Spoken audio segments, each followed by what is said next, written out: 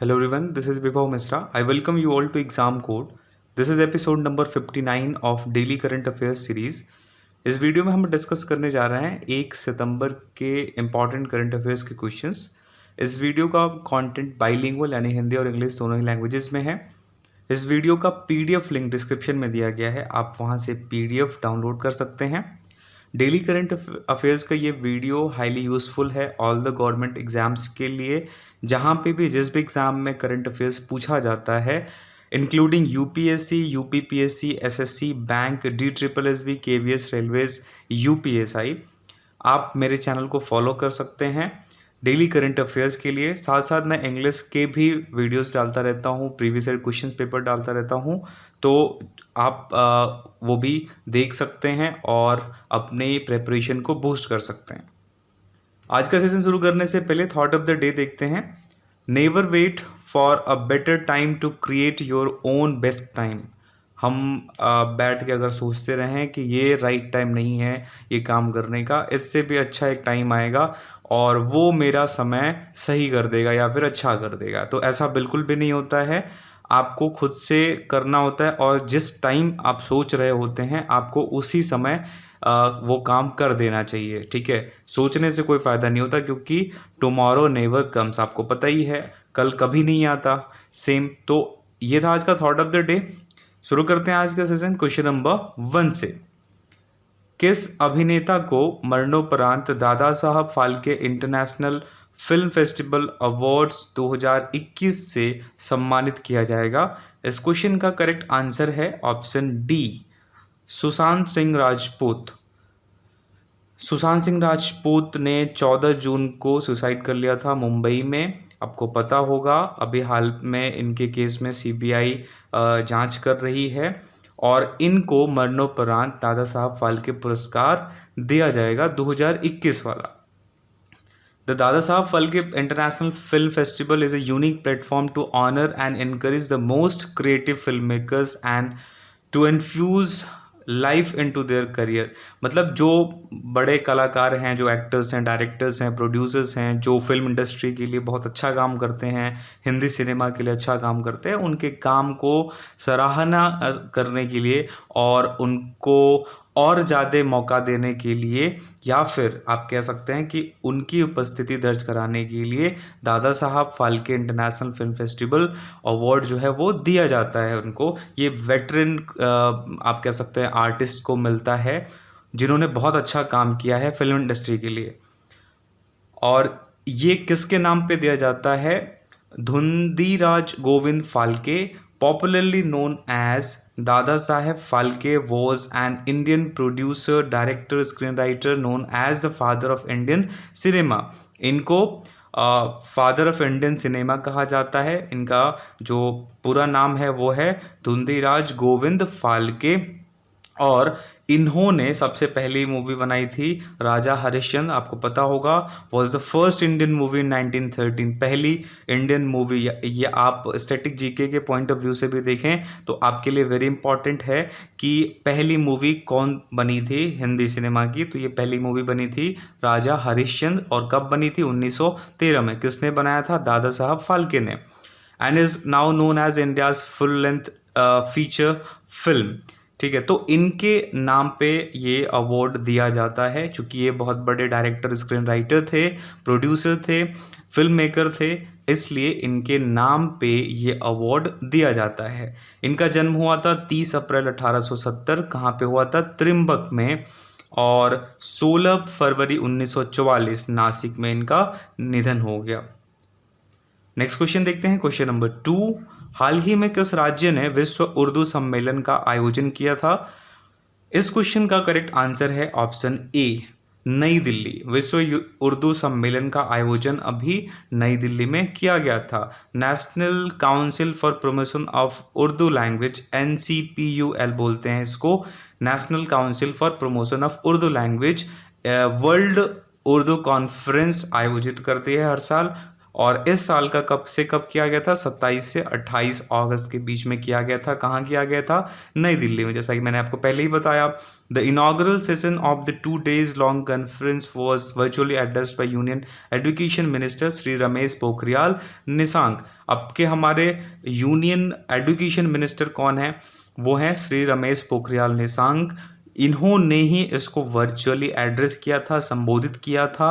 और आपको एक और क्वेश्चन अगर मैं पूछूं कि यूनियन एजुकेशन मिनिस्टर, इनके पहले इसको क्या बोला जाता था। अभी तो ये हाल में चेंज हुआ जब एजुकेशन पॉलिसी 2020 आई है। इसके पहले इसको क्या कहा जाता था, इसको बोला जाता था HRD मिनिस्ट्री, और इसको बोलते थे ह्यूमन रिसोर्स डेवलपमेंट मिनिस्ट्री। ठीक है, आपको ये पता होगा। बाद में इसका नाम चेंज कर दिया गया है जब से एजुकेशन पॉलिसी लागू हुई है, तब से इसका नाम क्या हो गया है, एजुकेशन मिनिस्ट्री। आप याद रखेंगे। During the conference, the minister added that government of India will honor Urdu writers and literators with awards and honors in the name of important personalities of Urdu in order to encourage Urdu। यानी कि उर्दू भाषा के जो भी शायर हैं या फिर कवि हैं, लेखक हैं, इन सभी को प्रोत्साहित करने के लिए और उर्दू लैंग्वेज को एक आप कह सकते हैं कि ज़्यादा इम्पोर्टेंस देने के लिए उर्दू डे जो है वो वर्ल्ड उर्दू डे वो सेलिब्रेट किया जाता है। ठीक है, आप ये ध्यान रखेंगे। दिल्ली की बात आई है, दिल्ली को मैप में देख लेते हैं। ये इसकी बाउंड्री है, दिल्ली की कैपिटल है न्यू दिल्ली, और लेफ्टिनेंट गवर्नर हैं अनिल बैजल, चीफ मिनिस्टर हैं Arvind Kejriwal, chief justice and justice Dhiru Bhai Narayan भाई पटेल, ऑफिशियल लैंग्वेज है हिंदी। 1956 में इसकी स्थापना हुई थी। लेकिन अगर बात आएगी कि राजधानी कब बनाई गई थी दिल्ली, तो इसका आंसर हो जाएगा 1911। लेजिस्लेचर यूनिकैमरल यानी कि एक सदनीय है। कितनी सीटें हैं, 70 सीटें हैं। एक सदनीय यूनिकैमरल मैं पिछले वीडियो में भी बताया था, फिर से आपको एक बार रिवाइज करा देता हूँ। दो तरीके का लेजिस्लेचर होता है, एक होता है यूनिकैमरल जिसको हिंदी में बोलते हैं एक सदनीय, और दूसरा होता है बाईकैमरल जिसको हिंदी में बोलते हैं द्विसदनीय। मतलब जहाँ पे दो सदन होंगे, जिस राज्य में दो सदन होंगे, यानी कि लेजिस्लेटिव असेंबली विधानसभा और लेजिस्लेटिव काउंसिल विधान परिषद, ये दोनों ही जहाँ पे होंगे उस स्टेट को बोलेंगे बाईकैमरल। ठीक है, और सिर्फ अगर लेजिस्लेटिव असेंबली है यानी कि विधानसभा है तो उसको बोलेंगे यूनिकैमरल यानी कि एक सदनीय। लोकसभा की 7 सीटें हैं, राज्यसभा की सीटें हैं 3।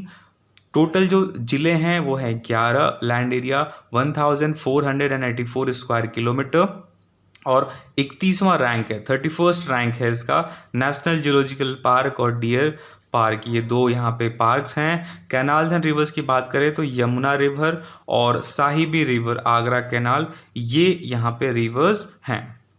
नेक्स्ट क्वेश्चन देखते हैं, क्वेश्चन नंबर 3। किस देश के प्रसिद्ध बल्लेबाज थरंगा परनवितान ने अंतर्राष्ट्रीय क्रिकेट के सभी प्रारूपों से संन्यास की घोषणा की है। इस क्वेश्चन का करेक्ट आंसर है ऑप्शन डी, श्रीलंका। वो श्रीलंका के एक फेमस जो है वो क्रिकेटर हैं, बैट्समैन हैं, जिनका नाम है थरंगा परनिवितना। ये प्रोनाउंसिएशन थोड़ा डिफर कर सकता है, लेकिन स्पेलिंग ये इंग्लिश वाला आप हमेशा फॉलो किया करें। ठीक है, हिंदी में थोड़ा बहुत गड़बड़ हो जाता है, तो आप हमेशा इंग्लिश को ही प्रेफर किया करें स्पेलिंग के लिए। ये इमेज में आप देख सकते हैं इनको। नेक्स्ट क्वेश्चन देखते हैं, क्वेश्चन नंबर 4। परमाणु परीक्षण के खिलाफ अंतर्राष्ट्रीय दिवस कब मनाया जाता है? When is the international day against nuclear test observe? तो इस क्वेश्चन का करेक्ट आंसर हो जाएगा ऑप्शन बी, अगस्त 29, 29 अगस्त को परमाणु परीक्षण के खिलाफ अंतर्राष्ट्रीय दिवस मनाया जाता है।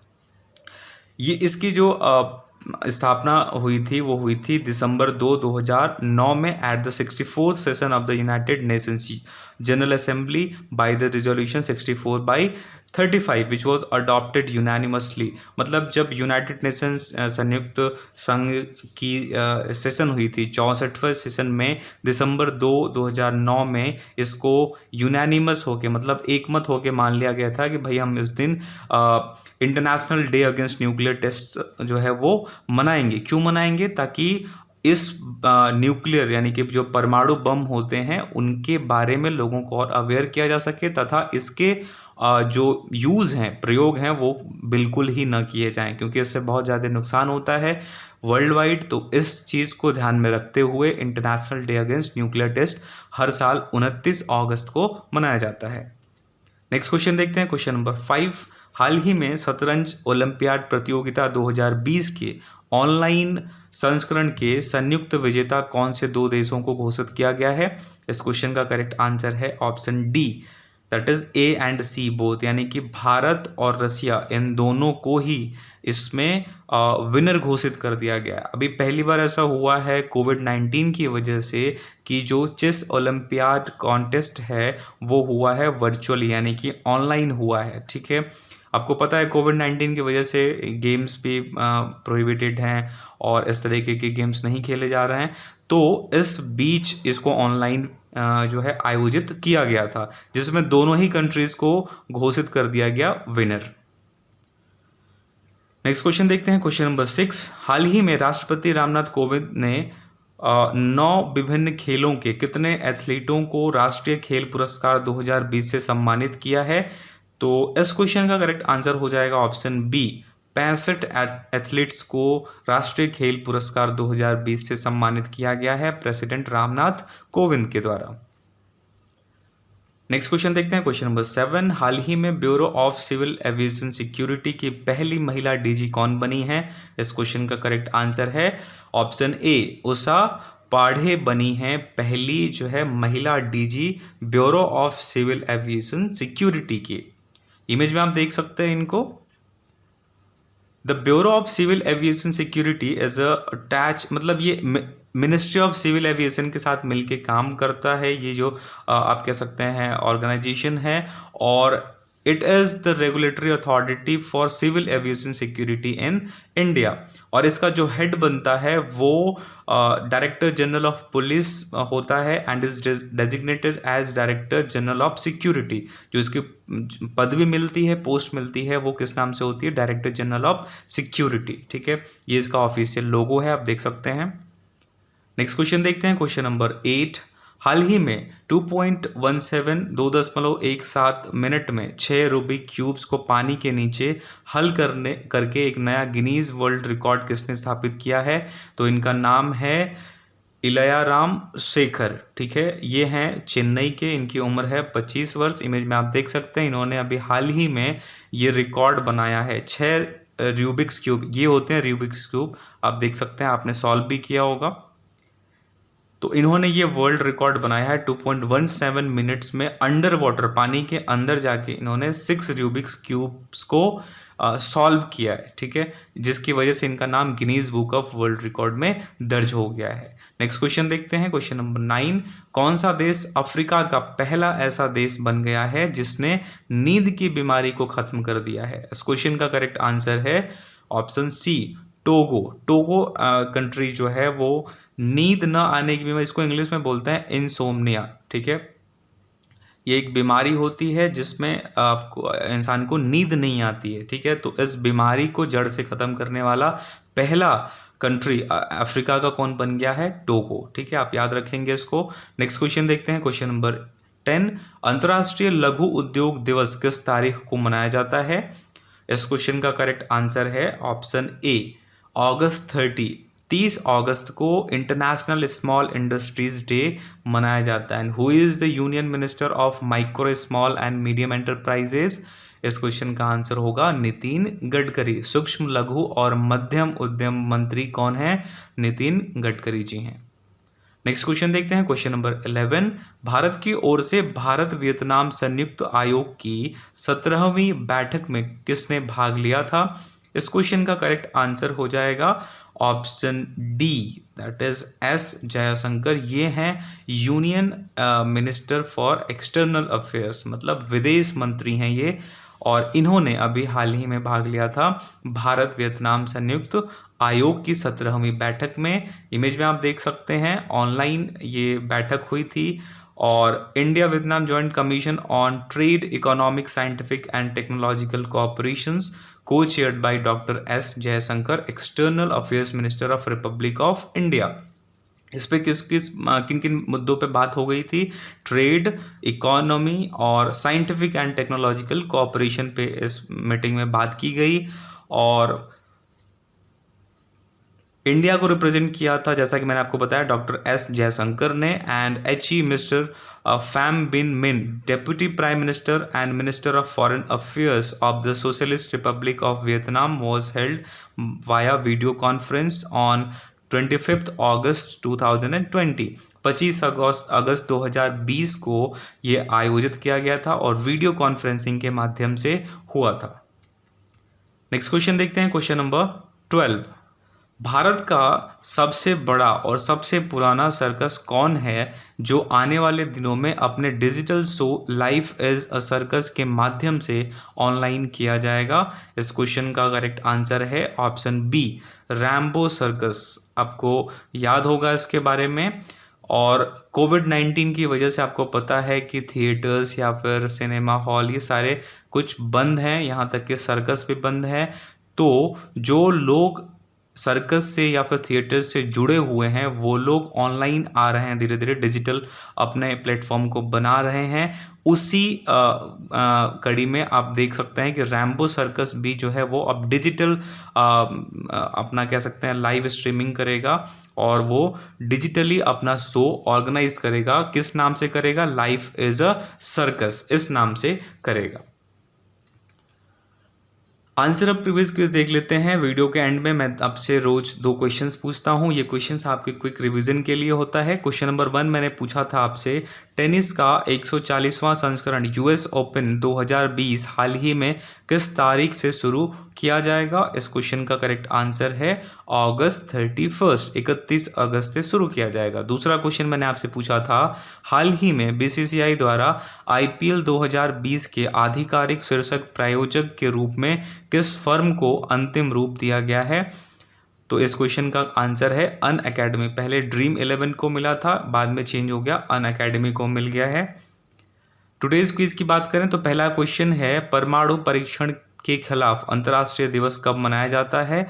और दूसरा क्वेश्चन है, किस अभिनेता को मरणोपरांत दादा Saheb Phalke international film festival awards 2021 से सम्मानित किया जाएगा? इन दोनों ही क्वेश्चंस का आंसर आप प्लीज़ कमेंट बॉक्स में लिखें। कमेंट बॉक्स में आप ये भी लिखें कि आपको ये वीडियो कैसा लगा। अगर ये वीडियो आपको यूज़फुल लगा हो तो प्लीज़ इसे लाइक करें, अपने दोस्तों के साथ शेयर करें, मेरे चैनल को जरूर से सब्सक्राइब कर लें, बेल आइकॉन को भी प्रेस कर लें ताकि आपसे कोई भी अपडेट मिस ना हो। अगर आपको कोई फीडबैक या कोई क्वेश्चन पूछना है तो आप हमारी ऑफिशियल ईमेल आईडी help@theexamcode.com पे मेल कर सकते हैं। डेली करंट अफेयर्स का ये वीडियो रोज़ सुबह 4 बजे मेरे चैनल पे अपलोड हो जाता है, आप वहाँ से ये वीडियो देख सकते हैं। एग्ज़ाम कोड के फेसबुक पेज को लाइक कर लें, टेलीग्राम ग्रुप को ज्वाइन कर लें और साथ ही साथ इंस्टाग्राम पे भी एग्ज़ाम कोड को फॉलो कर लें। इन सभी का लिंक आपको वीडियो के डिस्क्रिप्शन में मिल जाएगा। मिलते हैं आपसे नेक्स्ट वीडियो में। Till then take care, bye bye, thanks for watching.